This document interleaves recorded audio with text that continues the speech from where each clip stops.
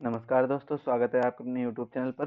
दोस्तों, आज के इस लेक्चर में जो हम बात करेंगे, इंडियन इकोनॉमी का जो दूसरा लेक्चर है उसके बारे में डिस्कस करने वाले हैं। और ये फुल रिवीजन लेक्चर रहने वाले हैं। और मैंने आपको स्टार्टिंग के यानी पहले लेक्चर में बताया था कि इसमें हम 10 लेक्चर सीरीज लाएंगे, जिसमें 10 लेक्चर में आपको कंप्लीट इंडियन इकोनॉमी को पूरा करेंगे, जिससे कि आपका रिवीजन और अच्छे तरीके से हो जाए। इसके नोट्स भी आपको हमारे टेलीग्राम चैनल पर मिल जाएंगे। टेलीग्राम चैनल ज्वाइन कर लीजिए, वहां से आप लोग इसके नोट्स डाउनलोड कर सकते हैं। बिल्कुल फ्री में प्रोवाइड कराए गए हैं। और अन्य सब्जेक्ट्स के नोट, बाकी और भी नोट्स पाने के लिए आप हमारे एप्लीकेशन एग्जाम वेब को डाउनलोड करिए, वहां से आप लोग नोट्स पा सकते हैं। यूपी पीसीएस और आरओ के लिए बहुत ही बेहतरीन नोट्स वहां पर प्रोवाइड कराए गए हैं, तो वहां से आप डाउनलोड कर सकते हैं। आज के इस टॉपिक में हम चर्चा करेंगे राष्ट्रीय आय के बारे में, यानी नेशनल इनकम के बारे में। तो भारत में जो राष्ट्रीय आय का पहली बार अनुमान लगाया था, वह लगाया था दादा भाई नौरोजी ने। और कब लगाया था? 1868 ईस्वी में लगाया था पहली बार। यहां से क्वेश्चन बन सकता है, इसको जरूर याद रखिएगा। जो पहली बार अनुमान लगा था 1868 ईस्वी में लगा था, और किसके द्वारा? दादा भाई नौरोजी के द्वारा लगाया गया था। उन्होंने एक पुस्तक लिखी थी जिसका नाम था poverty and unBritish rule in India. इसमें उन्होंने प्रकाशित किया था। और स्वतंत्रता के बाद 1949 में राष्ट्रीय आय के अनुमान के लिए एक पीसी महालनोबिस की अध्यक्षता में एक राष्ट्रीय आय समिति का गठन किया गया था। किसका गठन किया गया था? एक समिति बनाई गई थी, राष्ट्रीय आय समिति। किसकी अध्यक्षता में? प्रशांत चंद्र महालनोबिस, पीसी महालनोबिस की अध्यक्षता में एक समिति का गठन किया गया था 1949 में। और पहली बार अनुमान किसने लगाया था? 1868 ईस्वी में दादा भाई नौरोजी के द्वारा, जिसे उनकी पुस्तक कौन सी थी? Poverty and un-British rule in India. अब बात करते हैं केंद्रीय सांख्यिकी संगठन यानी सीएसओ के बारे में।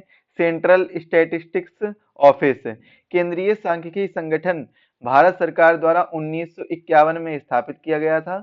वर्तमान में राष्ट्रीय आय का अनुमान इसी संगठन द्वारा लगाया जाता है। सीएसओ के द्वारा ही वर्तमान में आय का जो अनुमान है वो लगाया जाता है। फिर अगला जो फैक्ट आता है, सकल घरेलू उत्पाद यानी ग्रॉस डोमेस्टिक प्रोडक्ट।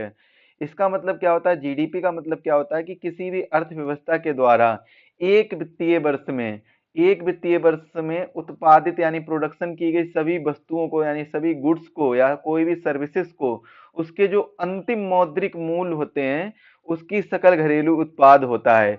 मान लीजिए किसी भी कंट्री में, ये मान लीजिए एक बॉक्स है, ये मान लीजिए कोई भी कंट्री है, ए कंट्री है, और इस कंट्री में बहुत सी सर्विसेज दी जा रही हैं, बहुत से प्रोडक्शन किया जा रहा है। मान लीजिए जूस का प्रोडक्शन हो रहा है, या फिर सर्विसेज दी जा रही हैं, या गेस्ट हाउस की सर्विसेज दी जा रही है, और रूम्स की सर्विसेज दी जा रही है। मतलब कुछ भी दिया जा रहा है, ये इनसे इनके द्वारा प्राप्त जो अंतिम मौद्रिक मूल्य होगा, यानी जो मौद्रिक मूल्य होता है ना, अंतिम मौद्रिक मूल्य, तो उसको ही क्या कहते हैं? उसको ही उस देश की जीडीपी कहते हैं। अब जैसे मान लीजिए अंतिम मौद्रिक मूल्य का मतलब ये हो गया कि एक कोई कंट्री है, ये ए कंट्री है, यही वाली कंट्री लेते हैं, ए कंट्री है, और इसमें 10 वस्तुओं का उत्पादन किया गया, प्रोडक्शन किया गया। और जो 10 वस्तुओं का अंतिम मौद्रिक मूल्य है वो कितना है? एक वस्तु का मान लीजिए 20 रुपए है, तो 10 वस्तुओं का कितना हो जाएगा? 200 रुपए हो जाएगा। तो ये 200 रुपए इसकी जीडीपी कहलाएगी। लेकिन एक जीडीपी निकालने के लिए एक आधार वर्ष लिया जाता है कि कितनी आधार वर्ष, कौन से मतलब कोई एक आधार वर्ष बेस ईयर ले लिया जाता है, तो उससे पता चलता है जीडीपी में वृद्धि हुई या जीडीपी में कमी आई है। जैसे मान लीजिए एक कोई इससे पहले कितना था? इससे पहले था 180 रुपए का प्रोडक्शन हुआ था, अब हो गया 200 रुपए का प्रोडक्शन। तो क्या हो गया कि इसमें 20 रुपए की वृद्धि आ गई, तो जीडीपी में वृद्धि होगी। तो इस तरीके से एक आधार वर्ष ले लिया जाता है, तो ये चीज याद रखिएगा, बहुत ही जरूरी है। जीडीपी कहते किसे हैं? जीडीपी कहते हैं कि अर्थव्यवस्था में एक वित्तीय वर्ष में उत्पादित सभी वस्तुओं और सेवाओं के अंतिम मौद्रिक मूल्य को, जो उसकी सकल घरेलू उत्पाद होता है। भारत का वित्तीय वर्ष 1 अप्रैल से 31 मार्च तक चलता है। वित्तीय वर्ष, फाइनेंशियल ईयर कब से कब तक चलता है? 1 अप्रैल से 31 मार्च तक भारत का वित्तीय वर्ष यानी फाइनेंशियल ईयर चलता है। फिर बात करते हैं शुद्ध घरेलू उत्पाद, नेट डोमेस्टिक प्रोडक्ट की। तो शुद्ध घरेलू उत्पाद किसी अर्थव्यवस्था का वह जीडीपी होता है जिसमें एक वर्ष में हुए मूल्य ह्रास को घटाकर, मूल्य ह्रास को मतलब क्या हो जाता है, यहाँ पर जो कोई कंपनी है, कोई भी कंपनी है और कंपनी में मशीन लगी हुई है, तो मशीन पर मान लीजिए खर्चा तो आएगा ना आएगा, कि कहीं ना कहीं उसमें कुछ ना कुछ कमी तो होती रहती है। तो एक टाइम पर ये होता है कि इसका खर्चा भी आता है, इसकी सर्विसिंग होती है, सर्विसिंग का ले लो, या फिर न्यू मशीन लगानी पड़ रही है, या फिर उसमें कुछ ना कुछ ऐसी चीजें डाल रही हैं, जैसे मान लीजिए जनरेटर में डीजल डालना पड़ रहा है, तो जनरेटर तो एक बार ले लिया, इसके बाद में उसमें डीजल तो डालना पड़ रहा है ना। तो ये क्या है, ये मूल्य ह्रास के अंतर्गत आता है। या फिर मशीनों की जो घिसावट होती है, कभी ना कभी तो मशीनें भी तो घिसती हैं, उनको भी तो नई जरूरत पड़ेगी ना आगे आगे, हमेशा तो चलती नहीं रहेगी। तो उसमें या इसमें हम डायरेक्टली कह सकते हैं जो मशीनों की घिसावट होती है उसको जीडीपी से हटा दो तो वो एनडीपी निकल के सामने आता है। यानी मूल मूल ह्रास को घटा दो, जो नुकसान है उसको घटा दो, तो ये क्या निकल के आएगा, एनडीपी निकल के आएगा। और जीडीपी जो होता है वो फाइनल प्राइस होता है। यहाँ पर फार्मूला लिखा है, इसको ध्यान से पढ़िएगा, एनडीपी इक्वल जीडीपी माइनस मूल ह्रास। सकल घरेलू उत्पाद, सकल राष्ट्रीय उत्पाद यानी जीएनपी, ग्रॉस नेशनल प्रोडक्ट है। ग्रॉस नेशनल प्रोडक्ट का क्या मतलब है, कि किसी देश के नागरिक द्वारा विदेश से प्राप्त आय को जोड़ने के बाद में, मान लीजिए कोई भी नागरिक इंडिया का है और वह अमेरिका में रह रहा है, अमेरिका में रह रहा है। अब जब वो रह रहा है तो यहाँ पर क्या, या तो कोई बिजनेस के काम से रह रहा होगा, तो मोस्टली तो बिजनेस के काम, वही क्या करेगा जो बिजनेस के काम से रह रहा होगा, तो वो क्या करेगा, वो कहीं ना कहीं भारत में रुपए भेजेगा या फिर कुछ ना कुछ इनकम अगर कर रहा होगा तभी तो यहाँ पर रह रहा है। एजुकेशन वाले को छोड़ देते हैं, अभी यहाँ पर केवल बिजनेस वाले को लेते हैं। तो जीडीपी में किसी देश के नागरिक द्वारा विदेश से प्राप्त आय को जोड़ने के बाद प्राप्त होता है जीएनपी। जीएनपी से क्या होता है, देखिए जीएनपी जो होता है,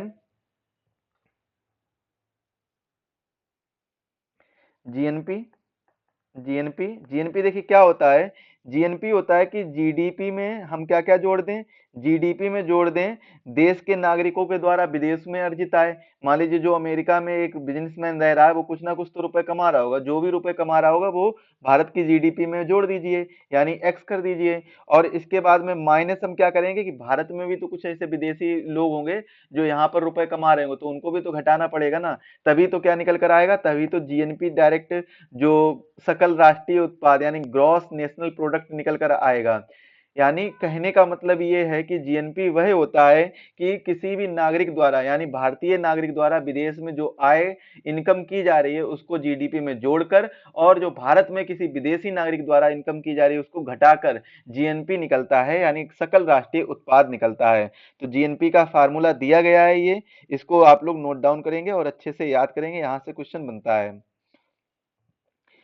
शुद्ध राष्ट्रीय उत्पाद यानी NNP, net national product, net national product में देखिए क्या आता है, किसी अर्थव्यवस्था द्वारा उत्पादित एक वर्ष में सभी वस्तुओं और सेवाओं के अंतिम मौद्रिक मूल्य में विदेश से आय को जोड़कर मूल ह्रास को घटाकर जो आय बचती है उसे शुद्ध राष्ट्रीय उत्पाद कहते हैं। शुद्ध राष्ट्रीय उत्पाद कहते हैं, किसे कहते हैं, कि कोई भी वस्तु है उसके अंतिम मौद्रिक मूल्य को जोड़कर, मतलब जीडीपी एक तरीके से कह सकते हैं, जीडीपी में जो विदेश से आय हो रही है उसको जोड़कर और मूल्य ह्रास को घटा दें।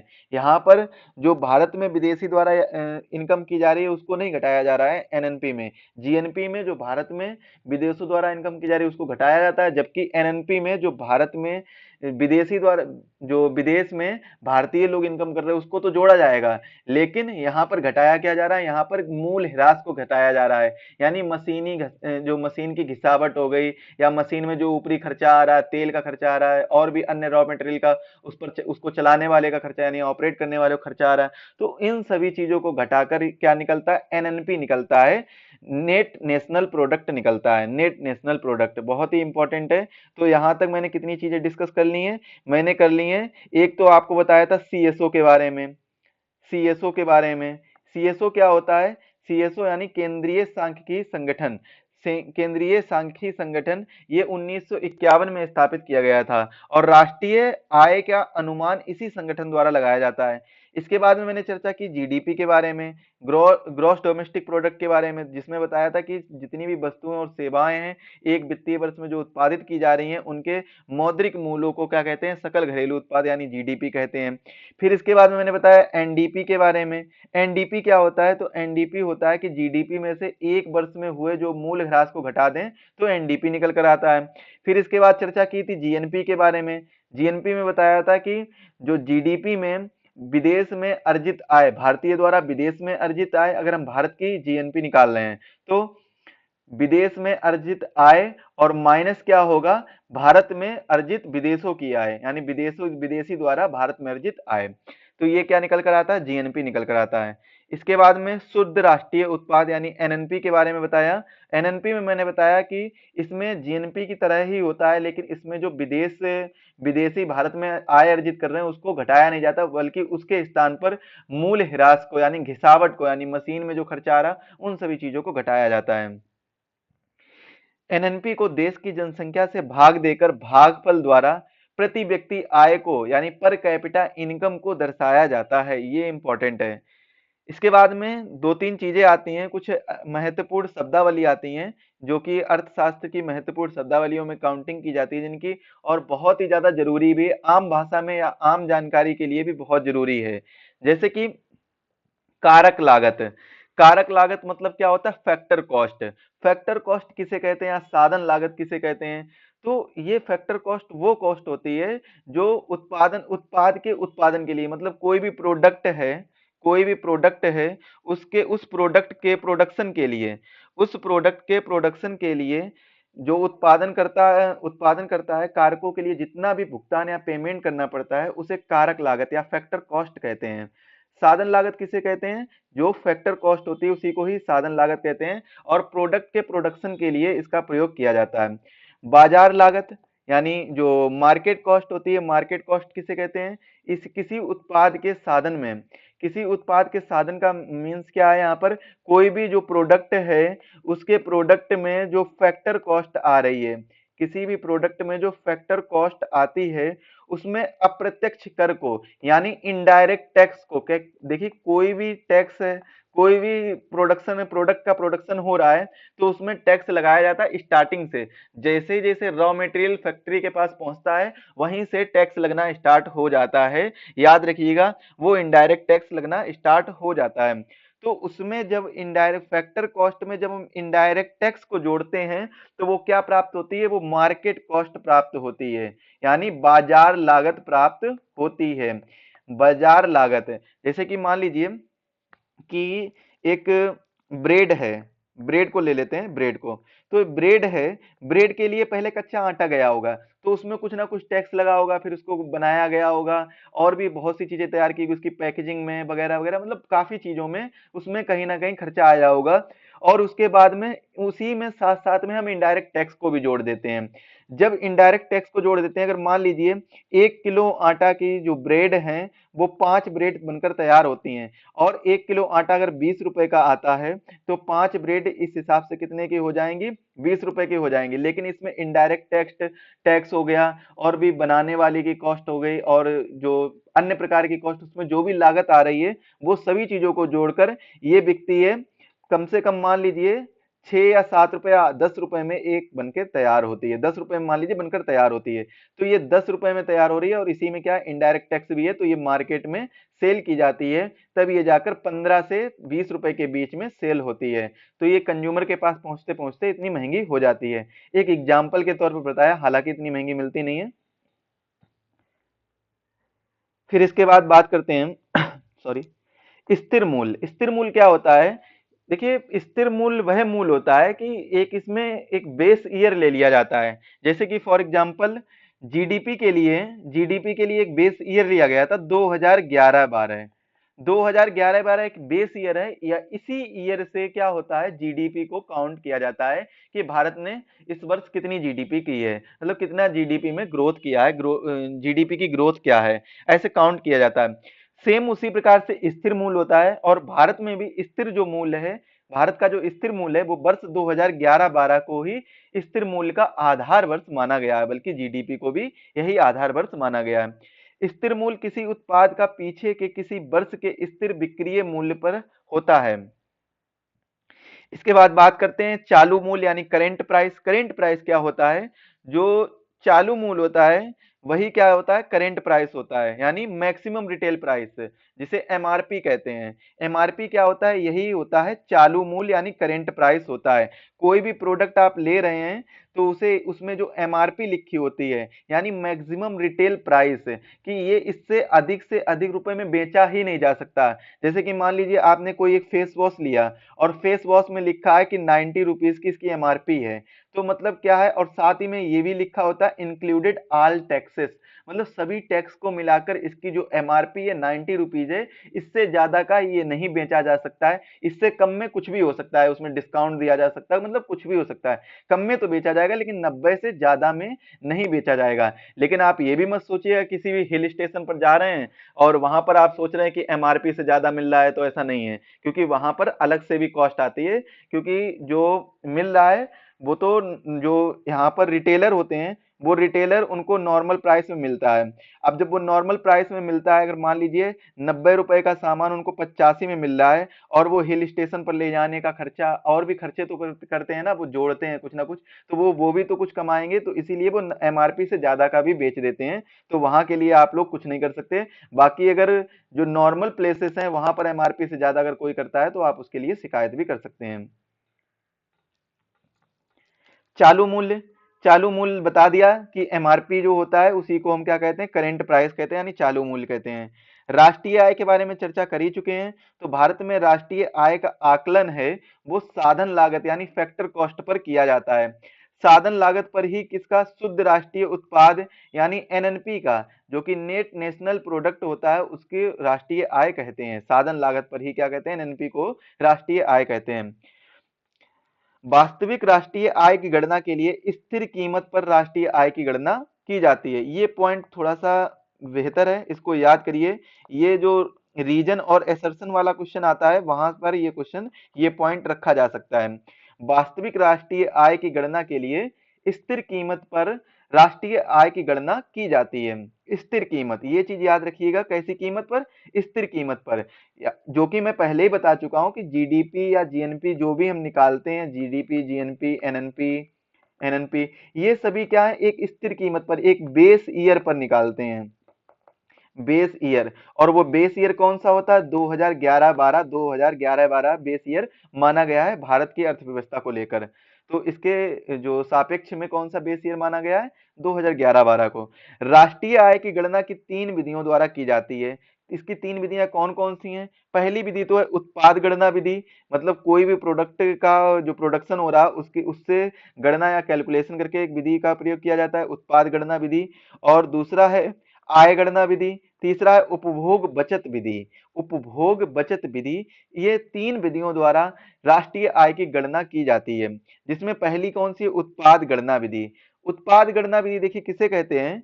इसमें देश के अंदर एक वर्ष के भीतर उत्पादन और सेवाओं को जो अंतिम उत्पादन होता है उसका जो मूल्य होता है, उन सबका योग, उन सबके योग को क्या कहते हैं? उन सबके योग को अंतिम उपज योग कहा जाता है, या वास्तव में क्या कहा जाता है? जीडीपी। जीडीपी भी तो इसी को कहा जाता है कि जितनी भी एक देश में एक फाइनेंशियल ईयर में, किसी भी कंट्री के एक फाइनेंशियल ईयर में जो भी उत्पादन हो रहा है, जो भी सेवाओं का जो अंतिम उत्पादन हो रहा है, उसका जो मौद्रिक मूल्य होता है या जो मूल्य होता है, तो उसको क्या कहते हैं? उसमें जो उपज होता है उसको ही वास्तव में जीडीपी कहते हैं, और जीडीपी को ही क्या कहते हैं? राष्ट्रीय आय के तौर पर दिखाया जाता है।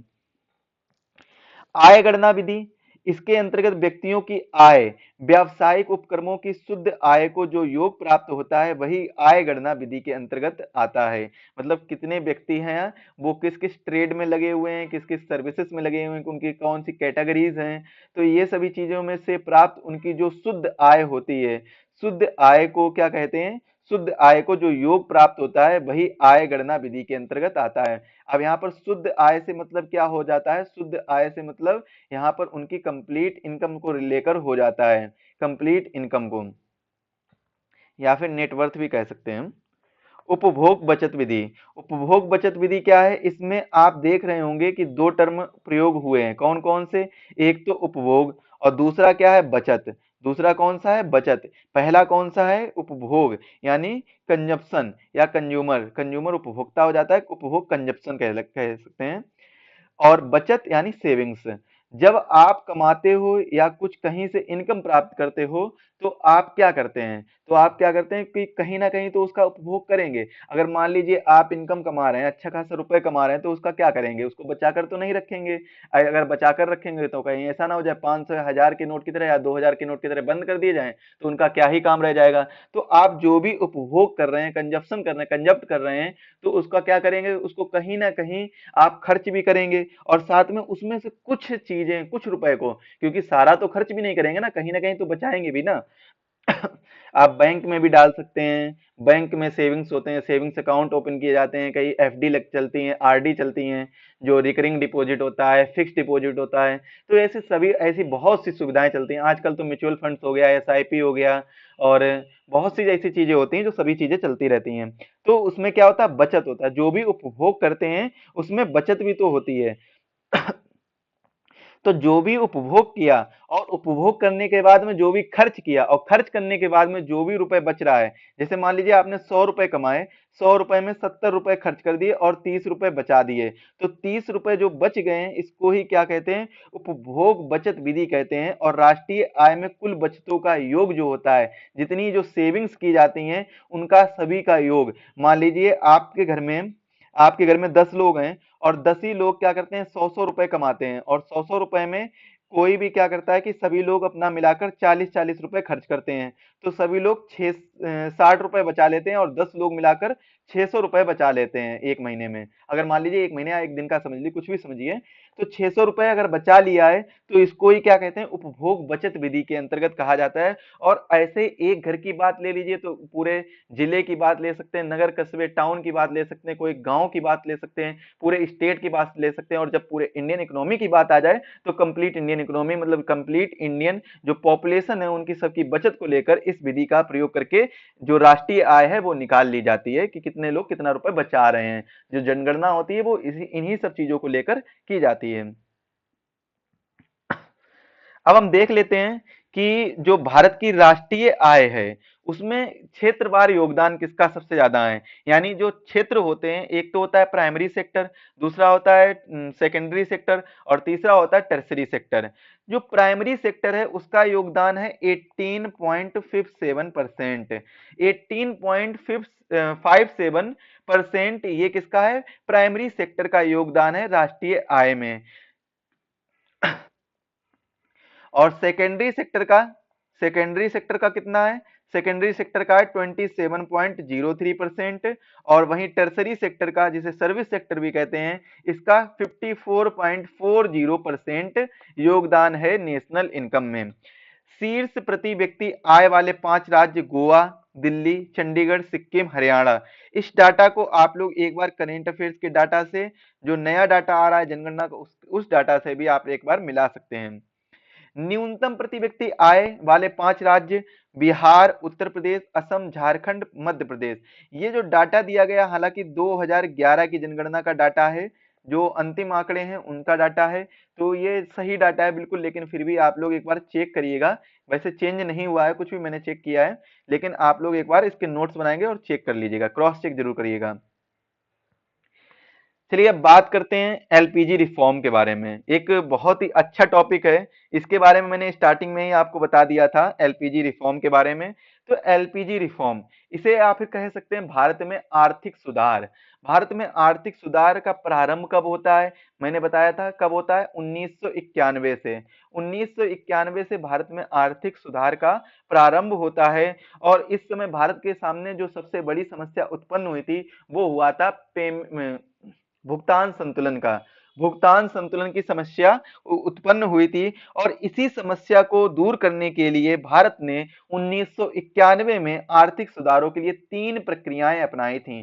कौन कौन सी 3 प्रक्रियाएं थी, एक तो था उदारीकरण, दूसरा था निजीकरण, निजीकरण यानी प्राइवेटाइजेशन भी कह सकते हैं, और तीसरा कौन सा था, तीसरा था ग्लोबलाइजेशन। यानी ग्लोबलाइजेशन मतलब वैश्विकीकरण, ग्लोबलाइजेशन, ग्लोबलाइजेशन। पहला कौन सा था, लिबरलाइजेशन, लिबरलाइजेशन, दूसरा प्राइवेटाइजेशन, और तीसरा ग्लोबलाइजेशन, यानी उदारीकरण, निजीकरण और वैश्विकीकरण। तो ये वैश्वीकरण, वैश्वीकरण करिएगा, वैश्विकी नहीं, वैश्वीकरण, तीन प्रक्रियाएं अपनाई थी। किसके लिए? भुगतान संतुलन की जो विपत्ति आई थी या फिर जो समस्या आई थी वो भुगतान संतुलन की, इस समस्या को दूर करने के लिए ये तीन प्रक्रियाएं अपनाई गई थी। भारत ने 1991 में आर्थिक सुधारों के लिए तीन प्रक्रियाएं अपनाई, जो मैं बता चुका हूं, उदारीकरण, निजीकरण और वैश्वीकरण। इस जिसे शॉर्ट फॉर्म में क्या कहते हैं? एलपीजी रिफॉर्म कहते हैं। एलपीजी रिफॉर्म के बारे में देखिए, यहाँ पर बहुत ज्यादा नहीं बताया गया, लेकिन आप लोग साइड में कुछ डाटा नोट कर लीजिए। जब एलपीजी रिफॉर्म आया था, एलपीजी रिफॉर्म, तो इस समय प्राइम मिनिस्टर कौन थे? प्राइम मिनिस्टर कौन थे बताइएगा? प्राइम मिनिस्टर थे PV Narasimha Rao. Prime minister कौन थे? पीवी नरसिम्हा राव, नरसिम्हा राव। और फाइनेंस मिनिस्टर, जिनके द्वारा ये ड्राफ्ट एक तरीके से तैयार किया गया था, जिसके द्वारा एलपीजी रिफॉर्म का ड्राफ्ट तैयार किया था, तो उस समय फाइनेंस मिनिस्टर थे डॉक्टर मनमोहन सिंह, डॉक्टर मनमोहन सिंह, जो कि भारत के प्रधानमंत्री भी रह चुके हैं, फाइनेंस मिनिस्टर भी रह चुके हैं, और आरबीआई के गवर्नर भी रह चुके हैं, आरबीआई के गवर्नर भी रह चुके हैं। ये बहुत जरूरी है। एलपीजी रिफॉर्म आया कब था? 1991 में। और पीवी नरसिम्हा राव जो प्रधानमंत्री बने थे, वह 9वें नंबर के प्रधानमंत्री थे। ये बहुत ही महत्वपूर्ण बात है, इसको आप लोग जरूर याद रखिएगा। इसके बाद में एक क्वेश्चन आप लोग कमेंट में बताइएगा, कोशिश करिए जल्दी से जल्दी बताइएगा, कि जब 1991 में, 1991 में जब जो एलपीजी रिफॉर्म आया था, उस समय आरबीआई के गवर्नर कौन थे? आरबीआई के गवर्नर कौन थे? ये आप लोग कमेंट में बताइएगा, जल्दी से बताइएगा। तो गवर्नर कौन थे? इसका आंसर क्या हो जाएगा? एस वेंकट रमनन, एस वेंकट, वेंकट रमणन, या आप वेंकट रमणा भी कह सकते हैं। तो एस वेंकट रमणा उस समय आरबीआई के गवर्नर थे, जब क्या आया था? ये 1991 में एलपीजी रिफॉर्म आया था। तो ये दो तीन चीजें आप लोग याद कर लीजिए, यहां से क्वेश्चन आता है, इसको आप लोग जरूर पढ़िएगा। आगे देखते हैं। सबसे पहले बात करते हैं उदारीकरण के बारे में। उदारीकरण होता क्या है? इसमें निजी क्षेत्र के लिए बनाए गए नियमों में ढील देना प्रमुख प्रावधान था, और इसके तहत यह भी प्रावधान किया गया कि निजी क्षेत्र को उन उद्योगों को चलाने की अनुमति देना होगा जो पहले सार्वजनिक क्षेत्र के लिए आरक्षित थे। मतलब ऐसे बहुत से उद्योग थे जो केवल पब्लिक पब्लिक कह सकते हैं, मतलब सार्वजनिक पब्लिक सेक्टर के लिए ही थे, यानी उस पे किसी भी गवर्नमेंट एजेंसी का ही आधिपत्य था, अधिकार था। लेकिन अब उनको क्या कर दिया गया? अब कर दिया गया कि इसमें कोई भी प्राइवेट व्यक्ति आकर अपना इन्वेस्टमेंट करके कुछ भी कर सकता है, मतलब आगे अपनी इनकम का सोर्स बना सकता है। उदारीकरण के लिए निम्नलिखित सुधार किए गए: औद्योगिक क्षेत्र में सुधार किया गया, वित्तीय क्षेत्र में सुधार किया गया, टैक्सेस में सुधार किए गए, विदेश व्यापार में सुधार किया गया, यानी फॉरेन ट्रेड में पर भी व्यापार किया गया था। इसके बाद आता है निजीकरण। तो यह वह प्रक्रिया है जिसमें निजी क्षेत्र को सार्वजनिक क्षेत्र के उपक्रमों में स्वामित्व एवं नियंत्रण में भाग लेने की अनुमति दी जाती है। मतलब ये भी सेम टू सेम ऊपर जैसा ही मान लीजिए, यानी उदारीकरण जैसा ही मान लीजिए। इसमें जो भी पब्लिक सेक्टर की चीजें होंगी, जो पब्लिक प्रॉपर्टीज होंगी, जैसे कि आपने देखा होगा आजकल रेलवे भी कई जगह पर क्या है, रेलवे भी प्राइवेट होता चला जा रहा है। तो इसमें क्या है, रेलवे में भी निजी क्षेत्र के लोग आते जा रहे हैं। तो ये चीज आपने देखी होगी। तो निजीकरण जो उस समय 1991 में रिफॉर्म आया था, एलपीजी रिफॉर्म, उसमें जो प्राइवेटाइजेशन था, उसका भी मतलब यही था कि जो भी पब्लिक सेक्टर की चीजें हैं उसमें धीरे धीरे प्राइवेट यानी निजी क्षेत्र के लोगों को भी स्वामित्व दिया जाए, ऑनरशिप दी जाए, नियंत्रण दिया जाए, यानी कंट्रोल दिया जाए। बात करते हैं वैश्वीकरण की, ग्लोबलाइजेशन की। तो वैश्वीकरण वह प्रक्रिया है जिसके द्वारा पूरे विश्व एकल बाजार बन जाता है। पूरा विश्व कैसा बन जाता है? एकल बाजार बन जाता है। इस प्रक्रिया में हम अंतरराष्ट्रीय स्तर पर आर्थिक रूप से एक दूसरे पर निर्भर हो जाते हैं, और वैश्वीकरण के लिए जो सबसे महत्वपूर्ण उपाय है वह रुपए का अवमूल्यन यानी डीवैल्यूएशन है। आर्थिक सुधारों की अब तक की 3 पीढ़ियां क्रियान्वित की जा चुकी हैं। पहली कौन सी थी? 1991 से 2000 के बीच, और दूसरी थी 2000 से 2001 के बीच, और तीसरी 10वीं पंचवर्षीय योजना 2002 के साथ शुरू हुई थी। तीसरी कब शुरू हुई थी? 10वीं पंचवर्षीय योजना। इसके बाद में हम पंचवर्षीय योजना वाला ही टॉपिक पढ़ेंगे। तो ये बात रही थी एलपीजी रिफॉर्म की, जिसके बारे में मैंने पढ़ लिया। तो अभी तक 2 टॉपिक कंप्लीट कर चुका हूं। एक तो हो गया नेशनल इनकम, यहां से एक क्वेश्चन बनने के चांसेस रहते हैं नेशनल इनकम। जितने इंपॉर्टेंट टॉपिक हैं उन्हीं को मैं पूरा करा रहा हूं। और दूसरा टॉपिक मैंने जो पढ़ा है वो पढ़ा था एलपीजी रिफॉर्म के बारे में। यहां से क्वेश्चन आ भी सकता है, नहीं भी आ सकता है, लेकिन मैंने पढ़ लिया है, तैयार कर लिया है। इससे पहले भी हम बेसिक कॉन्सेप्ट पढ़ चुके थे।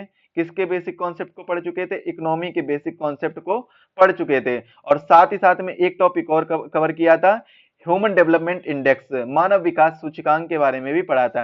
मतलब इसके जो आयाम होते हैं उन सभी चीजों के बारे में, क्या क्या इसमें जो इसके गुण हैं, क्या क्या एप्लीकेशंस हैं, उन सभी चीजों के बारे में पढ़ा था। ह्यूमन डेवलपमेंट इंडेक्स यानी मानव विकास सूचकांक कैसे निकाला जाता है, इसकी गणना कैसे की जाती है, वो सभी चीजें मैंने पढ़ ली थी। और साथ ही साथ में 2022 और 23 के ह्यूमन डेवलपमेंट इंडेक्स को भी देख लिया था, जिससे क्वेश्चन पूछे जाने के सबसे ज्यादा चांसेस रहते हैं। तो देखिए, ह्यूमन डेवलपमेंट इंडेक्स जो मैंने पढ़ा था उसमें मैंने जो हिस्टोरिकल बैकग्राउंड है उसको भी बता दिया था। तो ये चीज आप लोग याद रखिए। चलिए बात करते हैं अब भारत में आर्थिक नियोजन की, economic planning in India. Economic planning in India, तो एक व्यक्ति हुए हैं मोक्षगुंडम विश्वेश्वरैया। मोक्षगुंडम विश्वेश्वरैया ने एक पुस्तक लिखी थी, जिनकी पुस्तक का नाम था भारत के लिए नियोजित अर्थव्यवस्था। भारत के लिए नियोजित अर्थव्यवस्था यानी planned economy for India. Planned economy for India यह पुस्तक थी एम विश्वेश्वरैया यानी मोक्षगुंडम विश्वेश्वरैया की। और इसका विवरण कब हुआ था? 1934 में यह पुस्तक प्रकाशित की गई थी, 1934 में। और मोक्षगुंडम विश्वेश्वरैया, ये इन्हीं के जन्म दिवस पर क्या बनाया जाता है? इंजीनियर्स डे बनाया जाता है। याद रखिएगा, इन्हीं के जन्म दिवस पर इंजीनियर्स डे बनाया जाता है। तो आप लोग कमेंट में बताएंगे इनका जो जन्म दिवस है वो कब होता है, इनका जन्म कब होता है। तो इनका जन्म होता है 15 सितंबर को। 15 सितंबर को इनका जन्म होता है। और अगर ईयर याद रखनी हो तो याद रख लीजिए 1861 में इनका जो जन्म होता है। और इनकी जो डेथ होती है वो होती है 14 अप्रैल को। 14 अप्रैल को और किस व्यक्ति का जन्म होता है? वह महान व्यक्ति थे जिनका जन्म होता है, बताइएगा कमेंट में कि 14 अप्रैल को किस व्यक्ति का जन्म होता है। और इनकी जो डेथ होती है एम विश्वेश्वरैया यानी मोक्षगुंडम विश्वेश्वरैया की, इनकी डेथ होती है 14 अप्रैल 1962 में। और आपके लिए एक बहुत ही शानदार क्वेश्चन जो मैंने पूछा है उसको कमेंट में जरूर बताइएगा। बहुत ही सिंपल सा क्वेश्चन है। और हिंट ये है कि अभी जो 26 नवंबर को कॉन्स्टिट्यूशन डे निकल गया है तो वो उन्हीं से संबंधित थे। तो बताइएगा जरूर। भारत में आर्थिक नियोजन यानी इकोनॉमिक प्लानिंग इन इंडिया की अगर बात की जाए तो एम विश्वेश्वरैया की पुस्तक जो मैंने आपको बताई है 1934 में प्रकाशित की गई थी, प्लान्ड इकोनॉमी फॉर इंडिया। तो इसमें आपको भारत में आर्थिक नियोजन देखने को मिलता है, यानी प्लान इकोनॉमिक प्लानिंग को के बारे में देखने को मिलता है। राष्ट्रीय नियोजन समिति की अध्यक्षता जवाहरलाल नेहरू ने हरिपुरा अधिवेशन 1938 में की थी। इसकी जो अध्यक्षता है, हरिपुरा अधिवेशन की अध्यक्षता नहीं की थी 1938 में, जबकि 1938 में जो हरिपुरा अधिवेशन हुआ था उसकी अध्यक्षता किसके द्वारा की गई थी? सुभाष चंद्र बोस के द्वारा की गई थी हरिपुरा अधिवेशन की अध्यक्षता। लेकिन जिसमें जो राष्ट्रीय नियोजन समिति बनाई गई थी उसकी अध्यक्षता, जो समिति बनाई गई थी, कमिटी बनाई गई थी, तो कमिटी की अध्यक्षता किसके द्वारा की गई थी? कमिटी की अध्यक्षता पंडित जवाहरलाल नेहरू के द्वारा की गई थी, जो भारत के पहले प्रधानमंत्री भी बने थे। ये यहां से क्वेश्चन बहुत कंफ्यूजन करता है। ये हिस्ट्री और इकोनॉमी का मिक्स क्वेश्चन एक तरीके से कह सकते हैं। और क्वेश्चन बहुत ज्यादा कंफ्यूजन में रहता है ये क्वेश्चन। अगर क्वेश्चन पूछा जाए कि राष्ट्रीय नियोजन समिति किस अधिवेशन में? हरिपुरा अधिवेशन में। 1938 में जो हरिपुरा अधिवेशन हुआ था, हरिपुरा अधिवेशन की अध्यक्षता किसने की थी? सुभाष चंद्र बोस ने। राष्ट्रीय नियोजन समिति की अध्यक्षता किसने की थी? पंडित जवाहरलाल नेहरू ने। याद रखिएगा, इंपॉर्टेंट है। 1950 में एक व्यक्ति हुए हैं जयप्रकाश नारायण। इन्होंने एक योजना बनाई थी जिसका नाम था सर्वोदय योजना। सर्वोदय योजना के नाम से इन्होंने एक योजना प्रस्तुत की थी 1950 में। तो यहां से भी क्वेश्चन काफी बार पूछा जा चुका है। सर्वोदय योजना किसके द्वारा प्रस्तुत की गई थी और कब प्रस्तुत की गई थी? किसके द्वारा प्रस्तुत की गई थी? ये प्रस्तुत की गई थी जयप्रकाश नारायण। जेपी नारायण के द्वारा प्रस्तुत की गई थी। योजना आयोग, अब हम बात करते हैं प्लानिंग कमीशन के बारे में। योजना आयोग का गठन कब होता है? 15 मार्च 1950 को योजना आयोग का गठन होता है और इसके लिए एक समिति का गठन किया गया था, मतलब समिति के आधार पर योजना आयोग का गठन हुआ था। वो समिति का नाम होता है केसी नियोगी समिति। केसी नियोगी समिति के आधार पर इसकी संस्तुति पर 15 मार्च 1950 को योजना आयोग का गठन किया जाता है और यह एक गैर संवैधानिक यानी नॉन कॉन्स्टिट्यूशनल और परामर्शदात्री यानी एडवाइजरी संस्था है या निकाय है। और इसका अध्यक्ष कौन होता है? प्रधानमंत्री इसका अध्यक्ष होता है। अगर अध्यक्ष की बात की जाए, प्रथम अध्यक्ष की बात, तो प्रथम अध्यक्ष हैं पंडित जवाहरलाल नेहरू और पहले उपाध्यक्ष कौन है? गुलजारी लाल नंदा। और अच्छा, अगर क्वेश्चन पूछ लिया जाए कि इसके अंतिम अध्यक्ष यानी लास्ट प्रेसिडेंट या फिर कह लीजिए लास्ट चेयरमैन कौन थे योजना आयोग के, तो लास्ट चेयरमैन कौन थे? ये थे नरेंद्र मोदी, जो करंट टाइम के प्रधानमंत्री हैं, वही इसके लास्ट चेयरमैन थे। मतलब क्या है कि 2015 में योजना आयोग को खत्म किया गया था और इसके स्थान पर नीति आयोग आया था, यानी national institution for transforming India. योजना आयोग की जगह पर क्या आया था? नीति आयोग आया था। और योजना आयोग का जो चेयरमैन होता है, जो अध्यक्ष होता है, वो प्रधानमंत्री होते हैं। और प्रधानमंत्री नरेंद्र मोदी जी ये 2014 में इलेक्शन जीते थे और इसके बाद में ये प्रधानमंत्री बने थे, जबकि नीति आयोग 2015 में आया था। तो लास्ट अध्यक्ष इसके कौन माने जाएंगे? इसके लास्ट अध्यक्ष हैं नरेंद्र मोदी जी, माननीय नरेंद्र मोदी जी। और इसके बाद में इसके उपाध्यक्ष अगर पूछ लिया जाए कि योजना आयोग के लास्ट उपाध्यक्ष कौन थे, तो नाम लिखिएगा मोंटेक आहलूवालिया। मोंटेक आहलूवालिया, तो ये इसके क्या थे? लास्ट वाइस प्रेसिडेंट कह सकते हैं, आप जो उपाध्यक्ष कह सकते हैं, मोंटेक आहलूवालिया लास्ट उपाध्यक्ष, अंतिम उपाध्यक्ष, नोट कर लीजिएगा। इसके बाद में बात करते हैं राष्ट्रीय विकास परिषद की, एनडीसी की। एनडीसी की, एक मिनट रुकिएगा।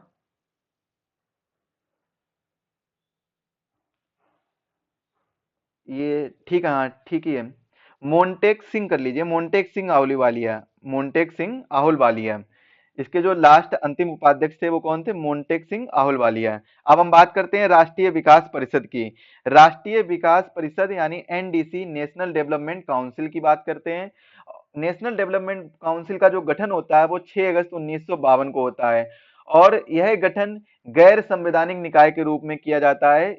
सरकार के द्वारा एक प्रस्ताव पेश किया जाता है, उसी के द्वारा गैर संवैधानिक निकाय के रूप में राष्ट्रीय विकास परिषद का गठन किया जाता है। इसके अध्यक्ष व सचिव वही होते हैं जो योजना आयोग के होते हैं। इसका उद्देश्य योजना आयोग एवं राज्यों के बीच नियोजन के लिए सहयोग स्थापित करना है। अब हम बात करते हैं नीति आयोग की। नीति आयोग, योजना आयोग के स्थान पर नीति आयोग का गठन 1 जनवरी 2015 को किया गया था।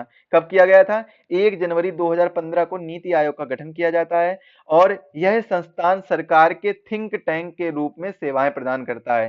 सरकार के थिंक टैंक के रूप में सेवाएं प्रदान करता है। ये जो पॉइंट है ना कि जो नीति आयोग है, एक इंस्टीट्यूशन है, संस्थान है, ये संस्थान है जो गवर्नमेंट के थिंक टैंक के रूप में सेवाएं प्रदान करता है और उसे निर्देशात्मक एवं नीतिगत गतिशीलता भी प्रदान करता है। निर्देशात्मक यानी डायरेक्शन भी देता है और एक इथिकल गतिशीलता, एक जो इथिकल डायरेक्शन भी प्रदान करता है। नीति आयोग के पदेन अध्यक्ष प्रधानमंत्री ही होते हैं। जैसे योजना आयोग के जो पदेन अध्यक्ष हैं वो प्रधानमंत्री होते हैं, वैसे ही नीति आयोग के जो पदेन अध्यक्ष हैं वो कौन होते हैं? प्रधानमंत्री होते हैं। अच्छा, कमेंट में आप लोग एक क्वेश्चन बताएंगे, नीति आयोग के सीईओ कौन है? नीति आयोग के सीईओ, चीफ एग्जीक्यूटिव ऑफिसर कौन है? 25 फरवरी 2023 को बने थे, जिनका नाम था, यहां पर लिख लीजिएगा, नाम क्या था? B V R Subrahmanyam, Subrahmanyam. ये नीति आयोग के सीईओ हैं, चीफ एग्जीक्यूटिव ऑफिसर हैं और इन्होंने 25 फरवरी 2023 को कार्यभार संभाला था। इससे पहले कौन थे? अमिताभ कांत। इससे पहले कौन थे? अमिताभ कांत। याद रखिएगा, महत्वपूर्ण क्वेश्चन है, पूछ लिया जाता है, ये चीज पूछ ली जाती है तो याद रखिएगा आप लोग। अच्छा, एक क्वेश्चन और पूछा जाता है। एक क्वेश्चन क्या पूछा जाता है कि जो नीति आयोग के सबसे पहले सीईओ कौन थे। सबसे पहले सीईओ थे सिंधु श्री कुल्लर। सिंधु श्री कुल्लर ये नीति आयोग के पहले सीईओ थे, चीफ एग्जीक्यूटिव ऑफिसर थे। और अंतिम अभी कौन चल रहे हैं, अभी चल रहे हैं B R Subrahmanyam. V R Subrahmanyam से भी याद कर लीजिए, सुब्रमण्यम के नाम से तो याद कर ही लीजिएगा, यहां से क्वेश्चन फंस सकता है, ये चीज आप लोग याद रखिएगा। अब हम बात करते हैं भारत में पंचवर्षीय योजनाओं के बारे में। इसको हम अगले टॉपिक में कंप्लीट करेंगे। फिलहाल में अभी हम इतना समझते हैं कि भारत में पंचवर्षीय योजनाओं का क्रम कैसा रहा है और क्रम को कैसे अच्छे से याद कर सकते हैं, वो चीज हम देख लेते हैं। इसके बाद में हम जो इसके डिटेल के जो डिटेल रहेगा वो हम अगले लेक्चर में कंप्लीट करेंगे, और 10 लेक्चर में हम आपकी जो इकोनॉमी है वो कंप्लीट रिवाइज करवा देंगे। बिल्कुल कंप्लीट यानी पूरी तरीके से रिवीजन करवा देंगे। इसकी पीडीएफ आपको हमारे टेलीग्राम चैनल पर मिल जाएगी। टेलीग्राम चैनल की लिंक डिस्क्रिप्शन बॉक्स में दी गई है। एग्जाम वेब ऐप से जाकर आप लोग इसकी पीडीएफ डाउनलोड कर सकते हैं। ये कंप्लीट पीडीएफ आपको एग्जाम वेब ऐप पर मिल जाएंगी, सभी पीडीएफ वहां पर अवेलेबल हैं, फ्री ऑफ कॉस्ट अवेलेबल हैं, वहां पर आप लोग डाउनलोड कर सकते हैं। चलिए अब पंचवर्षीय योजनाओं के क्रम के बारे में देख लेते हैं। तो पंचवर्षीय योजनाएं, देखिए याद रखिएगा, पहले आप लोग अगर याद करने की ट्रिक बता रहे हैं, सिंपल सी बात है कि याद करने की ट्रिक बता रहा हूं, कैसे याद कर सकते हैं पंचवर्षीय योजनाओं को।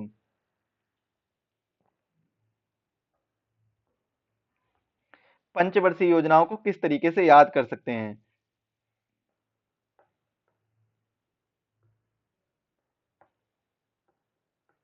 पंचवर्षीय योजनाएं,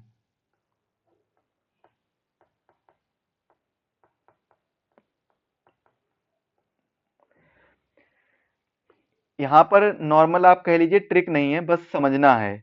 जितना आप अच्छे से समझ जाएंगे उतना ही जल्दी आपको याद हो जाएगा।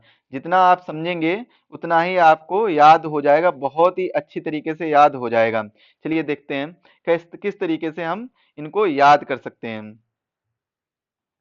तो आप पहले काउंटिंग कर लीजिए, 1 2 3 4 5 6 7 8 9 10 11 और 12। तो 12 पंचवर्षीय योजनाएं हैं। इनको आप लोग याद करने के लिए ट्रिक क्या रहता है, देखिए मान लीजिए पहली पंचवर्षीय योजना, पहली पंचवर्षीय योजना शुरुआत कब से होती है, 1951 से। 1951 से पंचवर्षीय योजना की शुरुआत होती है। तो पहली पंचवर्षीय योजना कब से कब तक रहती है, पहली पंचवर्षीय योजना रहती है 1951 से 1956 तक। एक काम करिए, पहले एक बार लिख लेते हैं पूरा, फिर बताते हैं आपको ट्रिक क्या रहेगी। दूसरी कब से कब तक रहती है, दूसरी रहती है 1956 से 1961 तक। तीसरी रहती है 1961 से 1966 तक। चौथी रहती है 1969 से 1974 तक। पांचवी रहती है 1974 से 1978 तक। बहुत ही इंपॉर्टेंट है, यहाँ पर स्टार मार्क करिए, 1974 से 1978 तक। इसके बाद में पांचवी 1974 से 1978 तक। और छठवीं कब से कब तक रहती है, 1980 से 1985 तक। और इसके बाद में सातवीं कब से कब तक रहती है, 1985 से 1990 तक। इसके बाद में आठवीं रहती है 1992 से 1997। और 1997 से 2002 तक नौवीं। और 10वीं रहेगी 2002 से 2007 तक। 11वीं रहेगी 2007 से 2012 तक। और 12वीं रहेगी 2012 से 2017 तक।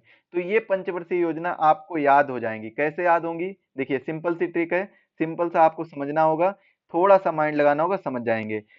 पहली पंचवर्षीय योजना, दूसरी पंचवर्षीय योजना, तीसरी पंचवर्षीय योजना। तीन पंचवर्षीय योजनाओं के बाद में 3 साल का गैप, 3 ईयर का योजना अवकाश, 3 ईयर का। इसके बाद में चौथी और पांचवी, इसके बाद में दो लिख लिया, पहले 1 2 3, 3 साल का गैप, फिर 4 5 2 साल का गैप, मतलब दो योजनाएं हो गई, इसके बाद में 2 साल का गैप, 2 ईयर का गैप। यहाँ पर गैप लिखेंगे, बाद में हम बताएंगे कि गैप में हुआ क्या था। इसके बाद में छठी और सातवीं, फिर से क्या है, 2 साल का गैप हो गया। फिर इसके बाद में आठवीं, नौवीं, 10वीं, 11वीं, 12वीं, ये लगातार चलेंगी। तो कितना आपको याद रखना होगा, 1 2 3 3 साल का गैप, 4 5 2 साल का गैप, मतलब 2 पंचवर्षीय योजनाएं हुई, 4 नंबर की और 5 नंबर की, 2 बार हुई तो 2 साल का गैप। इसके बाद में 6 बार हुई, छठवीं हुई, सातवीं हुई, 2 बार फिर से हुई, फिर 2 साल का गैप, फिर इसके बाद लगातार हुई। तो आपको गैप याद रखने की क्या ट्रिक है कि पहले 1 2 3 3 साल का गैप, फिर इसके बाद में 1 2 मतलब 4 5 2 साल का गैप, इसके बाद 6 7 फिर 2 साल का गैप, और 8 9 10 11 12।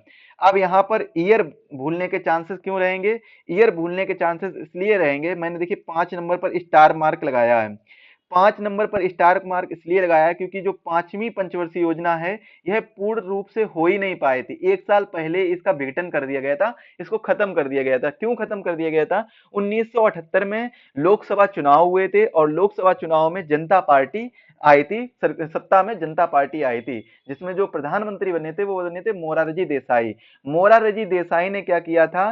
पंचवर्षीय योजनाओं को खत्म करके रोलिंग प्लान ला दिया था, अनवरत योजना ला दी थी कि 1 साल का प्लान हम करेंगे और 1 साल में पूरा करने का प्रयास करेंगे।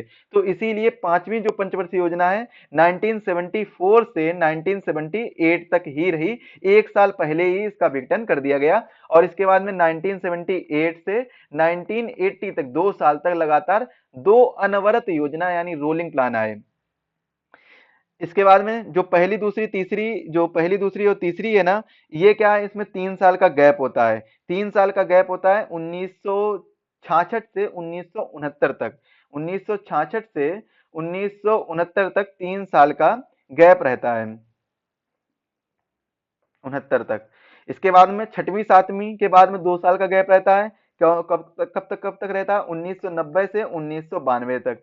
इस समय जो भुगतान संतुलन की समस्या भी आ गई थी, जैसा कि मैंने स्टार्टिंग में आपको बताया था, एलपीजी रिफॉर्म में बताया था। और इसी समय में क्या किया गया था? एलपीजी रिफॉर्म भी लाया गया था, एलपीजी रिफॉर्म लाया गया था 1990 से 1992 के बीच, यानी 1991 में एलपीजी रिफॉर्म लाया गया था। तो उस वजह से 2 साल का योजना अवकाश हो गया था, और इसके बाद 8 9 10 लगातार चली थी, जो कि 5 5 साल तक लगातार चली थी। आप लोग याद रखिएगा, जैसे 1992 से 97 हो गया, इसके बाद में 97 से 2002 हो गया, और 2002 से 2007 हो गया, और 7 से 12 हो गया, और 12 से 17 हो गया। तो इस तरीके से आप लोग याद कर सकते हैं योजना, पंचवर्षीय योजनाओं के बारे में, इनके क्रम के बारे में भी पूछ लिया जाता है। इसको हम अच्छी राइटिंग में लिखकर आपको प्रोवाइड करा देंगे, और हालांकि आपको याद हो गया होगा, समझ में आ गया होगा। एक बार आप प्रैक्टिस करेंगे, खुद से लिखेंगे, तो आपको याद ही हो जाएंगी। ये योजना की जो तिथियां हैं, ये जो ईयर हैं, वो आपको प्रॉपर याद हो जाएंगी। इसके बाद में जो बचेगा कि कौन से मॉडल पर आधारित है, कितनी ग्रोथ हुई है, वो सभी हम अगले लेक्चर में कंप्लीट कर लेंगे। और अगले लेक्चर में हम क्या क्या पढ़ने वाले हैं? योजनाओं के बारे में, यानी पंचवर्षीय योजनाओं को हम कंप्लीट करेंगे। पंचवर्षीय योजनाओं के बाद में, हाँ, पंचवर्षीय योजनाओं के बाद में जो हम टॉपिक करेंगे, राष्ट्रीय आय में कृषि का भाग, मतलब एग्रीकल्चर से रिलेटेड जो इकोनॉमिक एग्रीकल्चर है उसको हम पढ़ेंगे। और इसके बाद में सार्वजनिक वितरण प्रणाली के बारे में, यानी कृषि के बारे में ही हम काफी चीजें पढ़ेंगे जो कृषि से संबंधित। इसके बाद में हम एक टॉपिक बीच में इसमें रखेंगे, पार्ट 9 से पहले एक टॉपिक रखेंगे जिसके बारे में पढ़ेंगे, वो पढ़ेंगे बैंक्स के बारे में, नहीं, मनी के बारे में पढ़ लेंगे, मनी के बारे में, मनी। और साथ ही साथ में इन्फ्लेशन, यानी मुद्रा और मुद्रास्फीति के बारे में पढ़ लेंगे, इन्फ्लेशन। और जब ये वाला टॉपिक कंप्लीट हो जाएगा, उसके बाद में हम पॉवर्टी यानी गरीबी, गरीबी और अनएम्प्लॉयमेंट यानी बेरोजगारी के बारे में पढ़ लेंगे। पॉवर्टी एंड अनएम्प्लॉयमेंट, एम्प्लॉयमेंट, इसके बारे में पढ़ लेंगे। यहां से जो क्वेश्चन बनेंगे उसी को हम डिस्कस कर लेंगे, बाकी अन्य कुछ नहीं, एक्स्ट्रा नहीं देखना है। जो सबसे बड़ा टॉपिक रहने वाला है वो बैंकिंग से संबंधित रहने वाला है, वहां से हद से ज्यादा क्वेश्चन बनते हैं, तो उसको हम डिटेल से सबसे लास्ट में पढ़ेंगे, और बहुत ही अच्छे तरीके से हैंड रिटन नोट्स के माध्यम में उसको देख लेंगे। चलिए, आज के लेक्चर के लिए बस इतना ही रखते हैं, मिलते हैं अगले लेक्चर में, तब तक के लिए धन्यवाद। चैनल पर जो साथी नए हैं, चैनल को सब्सक्राइब कर लीजिए, और बेल आइकन को प्रेस करना बिल्कुल मत भूलिएगा, बेल आइकन को जरूर प्रेस करिए, इससे वीडियो की लेटेस्ट नोटिफिकेशन सबसे पहले आपके पास मिलेगी। चलिए, मिलते हैं अगले लेक्चर में, तब तक के लिए धन्यवाद।